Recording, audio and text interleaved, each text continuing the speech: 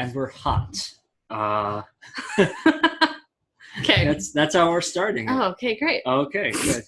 I'm here with Kelly, who is a sex educator, and as part of being a sex educator, she brought sexual shirts. So I'm wearing a condom shirt, as is she. Yeah, it's mine's like pink. You can't really see it. I feel like this is more ghosty than condom. Oh, it's condom. It's got the ribs at the bottom, the fold, so you know that it's the correct direction. It's got the tip. Do you know that there's an expiration date at the end of every condom? 5 years. Yeah. Most guys don't know that because they don't have to unfold it the whole way. That's a sex joke. Sex joke. We're starting it off. Penis jokes. How are you today? I'm great. How are you? I'm fantastic. I just told a penis joke, so I'm good. Well, technically a condom joke or size joke. Size lives matter. I guess it was a size joke, but hey. Yeah. Size doesn't matter as long as they know how to use it. It wasn't that big. Let's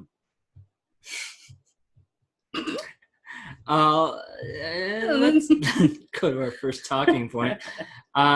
So how did you get into being a sex educator? What's your education? What does a sex educator mean? Let's start maybe there. Okay, what does sex education mean? So we teach comprehensive sex ed, so pretty much anything within those healthy sexual health topics. There's something known as the California Healthy Youth Act, or CHIA.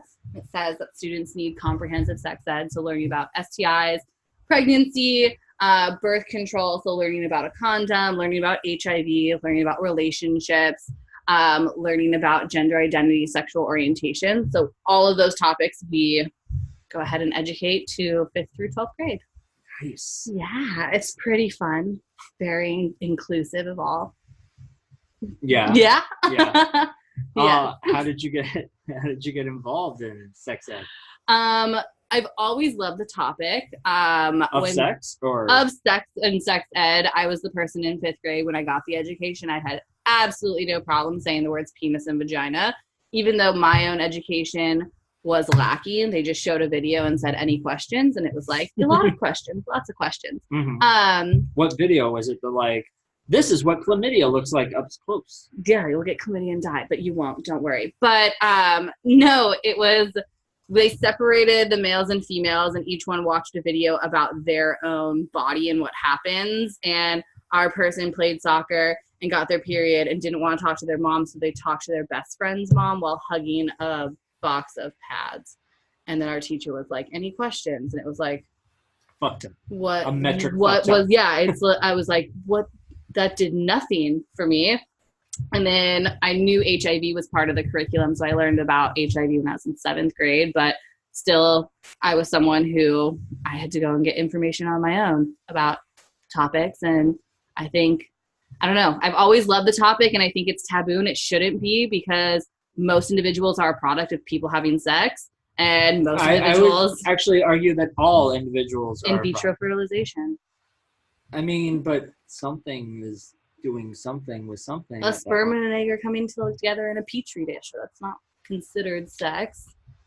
It's just considered fertilization. Technically. So most people are a product of sex. Okay. Most like people, 99.9%. a large portion, don't know the stat off my head, and then a large percentage of people will choose to engage in sex. So it's something that is around us. It's something that should be talked about if everyone is, if most people are choosing to engage in it. So it's something that I've always just loved talking about, and I have no problem talking about it. Nice. Yeah. So you just don't have that awkward sensibility? I don't have a filter whatsoever when it comes to it. Beautiful. I'm 0 to 60. I just went from 6 to 9 o'clock. I'm 0 to 69. That's what I am. Oh, ooh, nice. So when I was in school, the sex education consisted of, much like yours, I think it took place all in gym class. I know the gym teachers at least taught us, and they would take us into the gym or the cafeteria, and they would, I remember in middle school, they put on like role plays, which talked about consent, but they also talked about like, oh, now she's pregnant. And what's he gonna do, and what's she gonna do, and like how it ruins their lives, kind of thing. now you're with a private company. You're not affiliated with any one school or school district. Yeah. What is the purpose of that? What's the benefits of that? So, I mean, the main thing is we want people to get the education. So there are still people who hire, like, at least with us and the other organizations that are completely compliant through California, they can either have the gym teachers teach the education, or they can hire us to come into the classroom directly. The main difference is the teachers, that's not their main focus. It's just a unit that they have to cover in the year. So it's often something that just gets glazed over. So the students aren't getting their full education. And most of the time they'll have questions that the gym teachers or the biology teachers, whatever class it is, don't know how to answer. Okay. Whereas with us, if we come into the classroom, this is what our main job is to talk about. So we can answer all of these questions. We can have in-depth, thorough conversations. We can have a discussion about topics that they're, thinking about, or, that they're considering. And we can focus on all of those topics very thoroughly. Whereas with the gym teachers or bio teachers, yes, they can probably do an okay job, but that's not their main job. They probably didn't go to school for it. So they'll probably have a little bit more harder time to connect with the students. And I mean, I think there's something beneficial about someone just coming in for a week or 2 weeks, and that's their main focus. It's raw. That's my main job, is to come in and have that conversation. Okay, cool. And how long do the classes usually consist? For 5th and 6th grade, we're there for a week. For middle school, high school, we ask about 2 weeks, depending on if they're block schedule, sometimes 3 weeks. We want like 10 hours.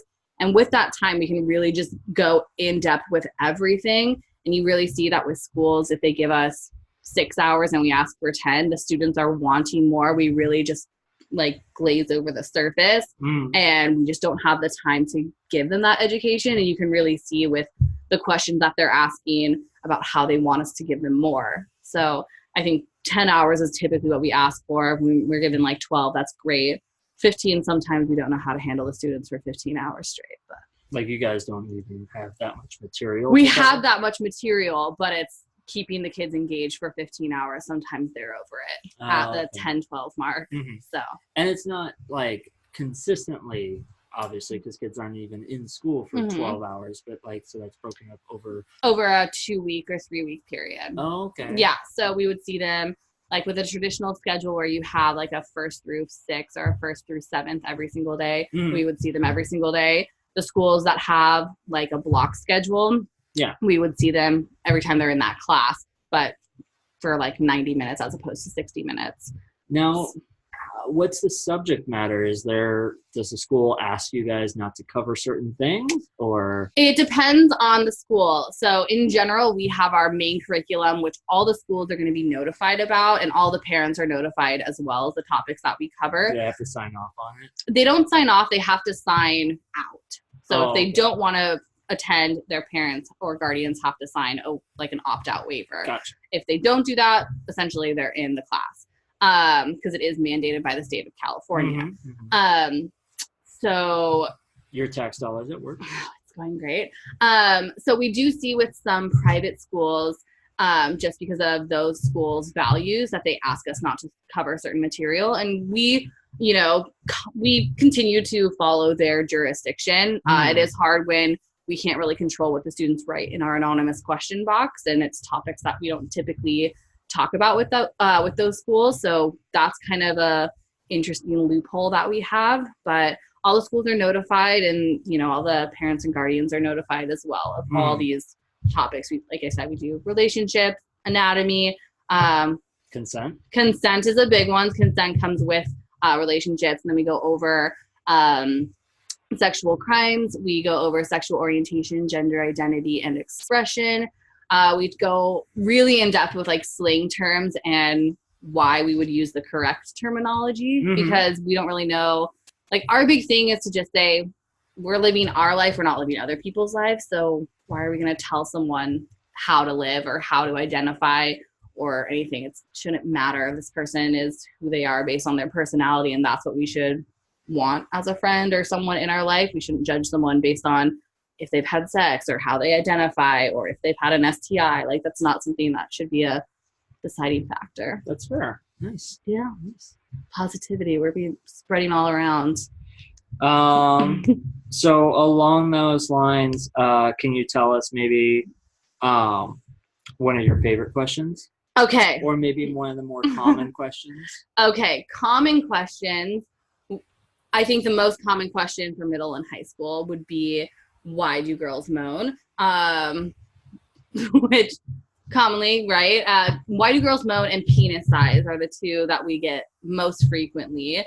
Can I ask, maybe you know the answer is? Well, I would hope you know the answer, but I was going to say, do you know from which gender those questions come from? No, because they're all anonymous. Okay. So you can like make your assumptions, like if people are like, oh, that's like a feminine way to hand, right? Or that's like a more masculine way. But once again, those are just assumptions. You don't know anything. So, yeah. They don't ever say like, well, you guys know around the age range. We would know, we would know the grade of the person, and we would know what class they're in. But in a class, typically we are, in general, we are a mixed gendered class. So we don't teach just to females, just to males.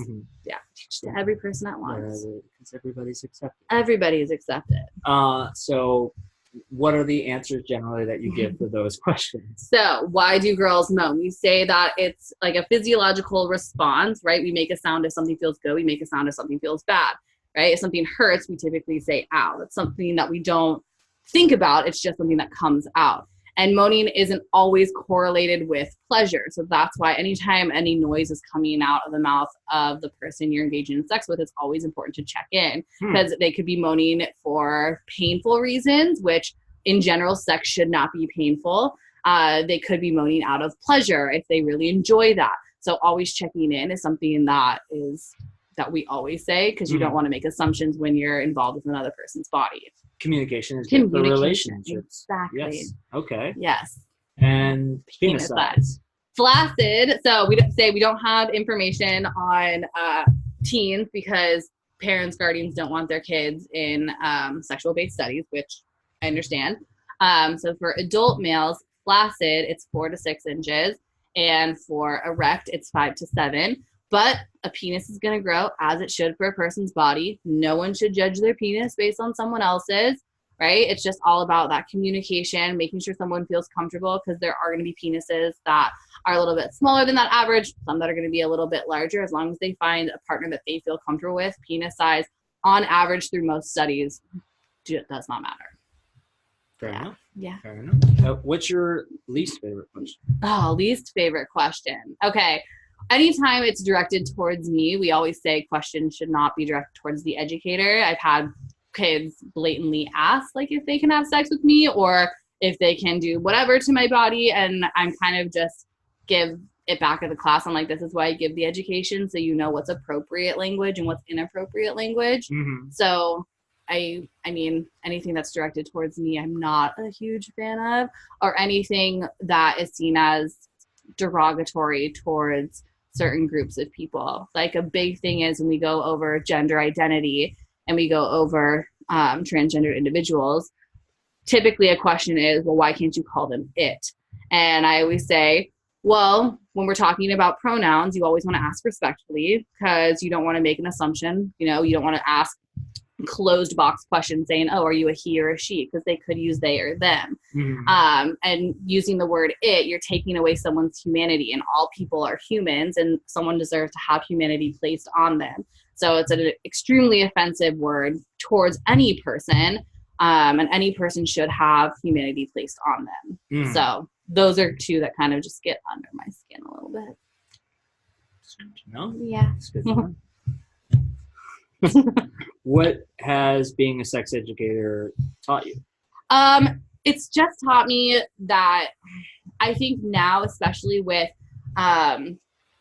technology, with what it is people need this education more, because they have access to so much media that they think is helpful education, when essentially it's just media that's completely false, right? When you look at porn, people are like, oh, I'm learning how to do something.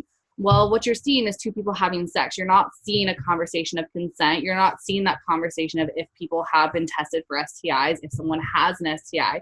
You're not seeing a room of 15 people who are recording it, right? So it's a completely falsified view of what sex is. Some people can say it's definitely helpful to like learn, the definitions of what a missionary is or what doggy style is. Could be, right? But in general, it's a completely false look at what sex is, right? Not all males have a 10-inch penis, right? Sex doesn't typically last 30 minutes. On average, it's 7 minutes. So, pubic hair, they always show people who do not have any pubic hair, where pubic hair typically grows on people. It's not something that someone can stop from growing. It's a natural human process.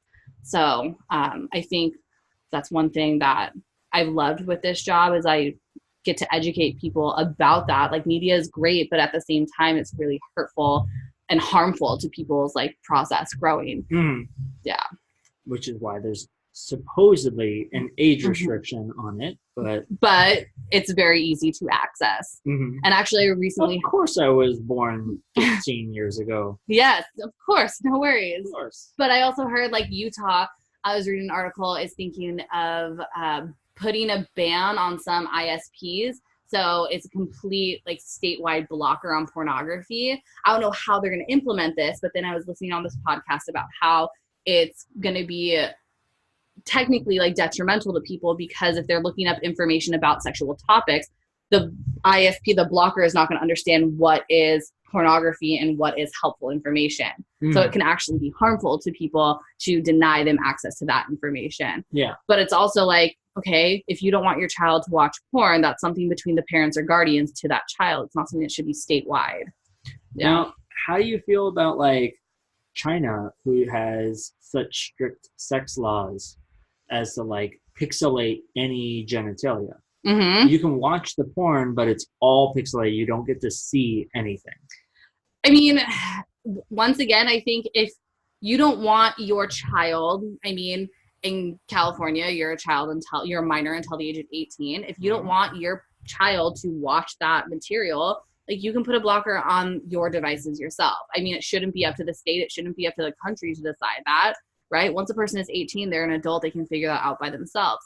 And I'm a big advocate that I think people should learn from their mistakes, because the world is a learning process. Nothing's going to come easy, right? You learn from what's tough. You learn from what's hard. And if someone is continuously watching that porn, they'll probably learn from watching it all the time. It's not going to have a positive correlation with their sex life.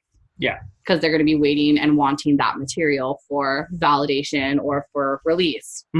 So, yeah. If people were to have more sex questions, where would you say they should go? What's a good adult, teens, anybody who has questions on sexual health, sexual education? So a big thing that I follow is on Instagram. It's In Case You're Curious. That's the title of it.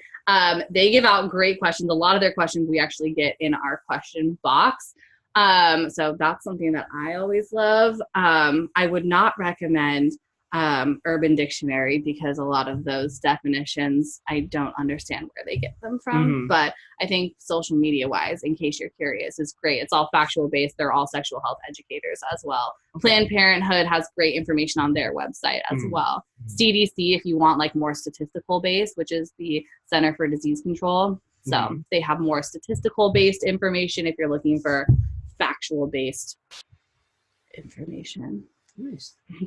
I've heard of Scarlet Teen. Scarlet Teen is pretty good. That's, it's something that people look at. They have a lot of great content. I think, I don't know, I was focused more on like social media aspect, but Scarlet Teen is pretty good too. Okay, good. Yeah. So it's at this point that I've run out of questions to ask you. No. If you had anything else that you wanted to share about being a sexual educator, and fun tidbits. It's so fun. It's so fun. It's so fun. I mean, I say you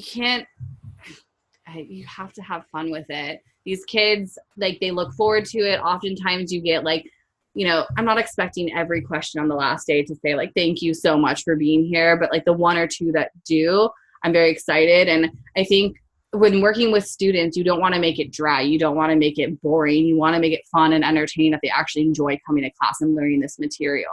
So that's what I try and do, is make this education fun, make it interactive. And I think that's my favorite thing, is going from school to school, seeing the difference between districts, between private versus public, small class sizes, larger class sizes, just seeing that entire variation and what's different between all those students. I think that's definitely my favorite part of this job. Is I get to, I think our organization was with 18,000 students this school year. Yeah, direct service. So just between the 10 of the educators, we were with 18,000 students between middle of August to the end of June. What's your stance on adult education, or adult sex education, I guess is the best? I think I would be totally for it, because I think a lot of people 25 and up, I think we're not getting great sex education. Like, there are very few who got very comprehensive education. So adult classes, I would not shy away from like people going or like even looking them up, because a lot of times you're getting information that you didn't get before. And a lot of times information, even if you've accessed it, it's probably going to be outdated, or it's not going to be as relevant or as important. So going to a class, and an adult most likely is engaging in those acts. So it's more pertinent to their life, which is why I love teaching to high schoolers, because if they haven't had sex, they're probably thinking about it, or maybe that's the time where they're first engaging in relationships. The material is very like cohesive and linear with their life. Whereas like adults, it's going to be very similar. They're going to be in a class with other people talking about these topics where they're probably engaging in these topics. So it can be very beneficial for them. I've heard that the adult classes are more geared towards pleasure, whereas kids are more geared towards, you want to shy away from diseases, using protection, things that can go wrong, pregnancy. But there's not a lot of talk geared towards communicating with your partner, finding out what's pleasurable for you, finding out what you like, what you don't like, where your boundaries are. And so that's where the adult classes really come into play. Yeah. So I will say, like, with the high school, well, with all of our curriculum, we are not a pleasure based. That's why we always try and like revert it back to communication. Like, you don't want to take a guess when you have someone else's body with yours, or you're sharing your body with multiple or other people. You want to have that conversation to see what's okay, what's not okay, what's on limits, what's off limits, what are your boundaries. With adults, they tend to be more pleasure-based. You can definitely find more informational-based ones. I was listening to a podcast earlier where the person gave me the title of theirs, but I can't think of it right now. But you can find more informational ones. Like, if someone didn't get the education of like STIs and trichomoniasis and stuff, they can look up that information and go to this class and gain all of that pertinent information on how to, what's the difference between all of these STIs, which one's the most common, what should someone do if someone has an STI, even like the basic steps of putting a condom on. Majority of people do not know the correct steps. Majority of people. Interesting. There are 9 of them. There's 9 of correct them. Steps. And that's like putting some of them together. Oh, okay. You want to guess them? Step 1. Take the condom out, so tear the foil? No. No. Buy it? Am I going? Okay, Okay, step 1 is go to the store and buy. Okay, we'll talk about storage. So step 1, store it in a cool, dry place. Okay, right? Not in your wallet. Not in a wallet. Wallet is okay for short-term use. Purse is okay for short-term use. Okay. But like long-term use, you want to keep it in a place where the temperature is not changing a whole bunch. Okay. Okay. So car, not great because it traps in heat. Fridge, I don't know why that's always a guess from students. Really? Yes. Don't put it in the fridge. Interesting. Okay. Freezer's okay though, right? Freezer's not okay. Freezer's not okay. Yeah. Okay, so on the desk, nightstand, right here would be great, right? Okay. On the bed, I don't know. Yeah, bedside table, cupboard, places where temperature doesn't change. Okay. That's step 1. Okay, step 1. So storage, step 1. Mm-hmm. Step 2 is usage? Nope. I'm guessing? No. Nope. Okay. Tear it, not with your teeth, I'm assuming. Someone has a condom. Uh-huh. What are they going to do? tear it off from the pack, right? No? You're 3 steps ahead. I'm 3 steps ahead. They have a condom. Open up the box. So let's see. See. Yeah, ask for consent. Ask. Oh, okay. Why are you grabbing a condom? We are fully going in. Why are you grabbing this isn't just the mechanics of putting it on. Yeah. Ask for consent because why are you grabbing a condom if this person does not want to have sex, right? You want to ask, get that verbal yes from a person. After that, you want to check the package and the expiration date. So condoms have a 5-year shelf life, although 95% of them are used within the first year of purchase. Okay.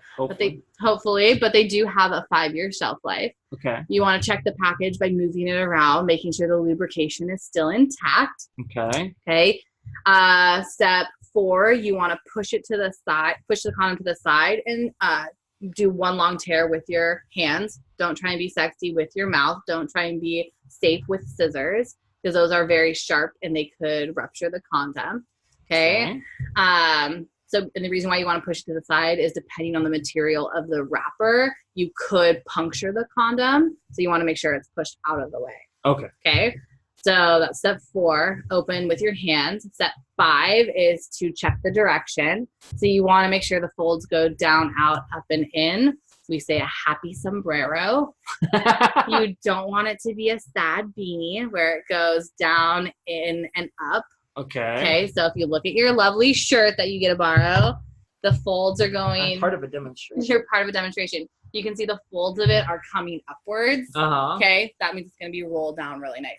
Okay, so not like an umbrella. You want it to... You want it to be a happy sombrero, not a sad beanie. Okay. Please tell me you do the hand motion. I do. I draw it on the board, too. Oh, okay. Okay, so what is that? 4, 5. 6 would be pinch the tip and roll down the base. The reason why you pinch the tip is because you need to leave a reservoir for the semen. Although it's only about a teaspoon of fluid, it leaves the body at 30 miles per hour. So pretty quick. So the speed could possibly rupture the condom, but it's also a fluid that is leaving the body, so it needs a place to go. Okay. So it will seep out the sides, which could still enter the person's body, cause an STI transmission, or if it's in the vagina, it could lead to a pregnancy. Okay. 6. Okay. 7 would be ask for consent again. Just because a condom is on doesn't mean a person has to have sex. They could have changed their mind in that process. Right? Would you like some tea? Would you like some tea? Exactly. They could say that maybe they want to continue talking about it. Maybe they want to, wait a little bit longer. Whatever. Something could have happened, but you want to check in again. They go ahead and have sex. Next would be to remove carefully without spilling. Once the male body ejaculates, they tend to lose their erection fairly quickly, so the condom's not going to fit as well. They want to hold it as they're removing it from the person's body. While they're doing this, they want to be very careful not to spill because once again, if it enters the person's body, it could lead to an STI transmission, or if they're female body, it could lead to a pregnancy. And then you want to tie a knot and throw it in the trash. You don't want to put it down the toilet because it's going to clog the toilet, and that's a fun conversation to have with a plumber. There you go. All right. All steps. All 9 of them. So let's see if I can recite them back to you. Storage. Nice, cool place that doesn't change temperature. Consent.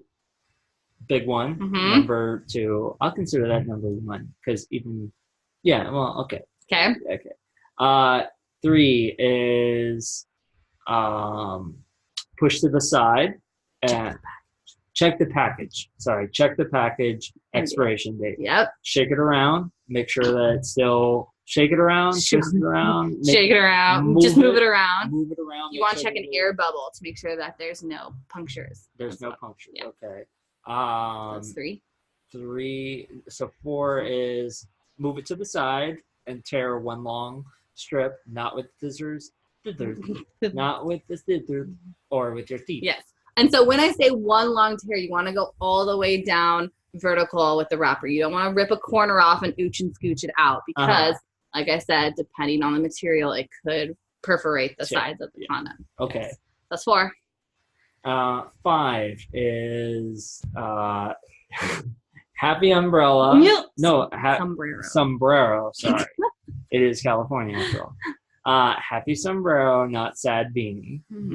Pinch the tip.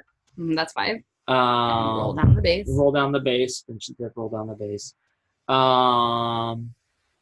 Consent again. Okay. I like that you guys have 2. Next one is have sex. Well, yes. Okay. That typically happens if the consent is given twice.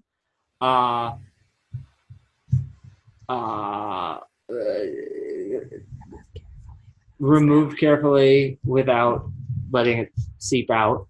I'm gonna get the terms wrong. That's cool. Very logistic. Okay.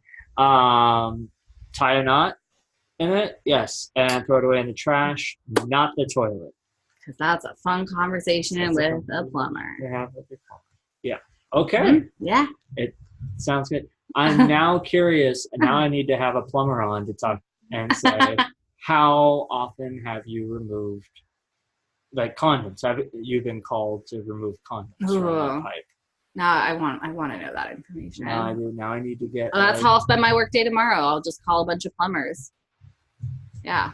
That's information you need to have, because that's a statistic you can tell kids, like, and believe it or not, 80% of plumber calls or whatever are removing condoms. Because of the condom cloggage. Condom cloggage. I like it. Official terms there. So on that bombshell. No, that's how they end. That's how they end Top Gear. Yeah, I'll have to come up with a better closer than that. Okay. Well, sex is done. So sex is that's my new closer for every show. And sex is done. Thank you for being on the show and coming by and sharing all your sexual knowledge, or at least the sexual knowledge you're willing to share. The sexual knowledge you gave consent for. Yes, I did. There you go. I want to thank Manny, our tech whiz, without whom there would not be a podcast. Arlie. Thanks, Manny. Arlie for designing the logo. Thanks, Arlie. I was waiting for it too. And thank you to all our listeners for sharing the show and tuning in every week or whatever. Thanks, listeners. And with that, I'm David Ashby. I'm Kelly. And stay strong, everybody.